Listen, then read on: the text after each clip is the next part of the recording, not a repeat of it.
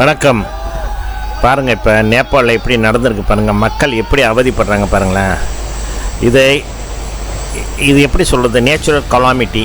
இது ஒன்றும் தடுக்க முடியாது. இருந்தாலும் என்ன செய்கிறது, இதில் நல்லவங்களும் போயிருக்காங்க, கெட்டவங்களும் போயிருப்பாங்க. யாரும் நம்ம சொல்ல முடியாது. நமக்கு பிடிச்சவங்க போயிருப்பாங்க, நம்ம பிடிக்காதவங்களும் போயிருப்பாங்க.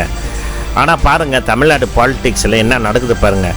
இருக்க போகிற கொஞ்ச காலத்தில் நீ வருவியா, நான் வருவியா, நல்லது செய்யுமா, கில்லது செய்யுமா, நல்லது செய்யுங்க, அதான் சொல்கிறோம். என்னதீங்க பாருங்க, நீங்கள் நல்லா தெரிஞ்சுங்க.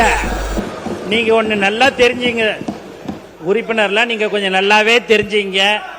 இனி நீங்கள் கனவு கண்டா கூட இனிமேல் பட்டு நீங்கள் ஆட்சிக்கு வர முடியாது என்பதை தெளிவாக சொல்லிக்கிறோம்.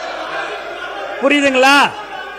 நீங்க இல்ல பார்த்தீங்களா, நம்ம புஷியானவர் சொல்கிறாரு, இதுக்கு மேலே நீங்கள் யாருமே வரமாட்டீங்கன்னு. வாழ்க்கையில் யாருக்குமே நிரந்தரம் கிடையாது. அதை முதல்ல தெரிஞ்சுக்கணும். இப்போ நம்ம மரிய வில்சன் போகிறாரு வேளாங்கண்ணிக்கு.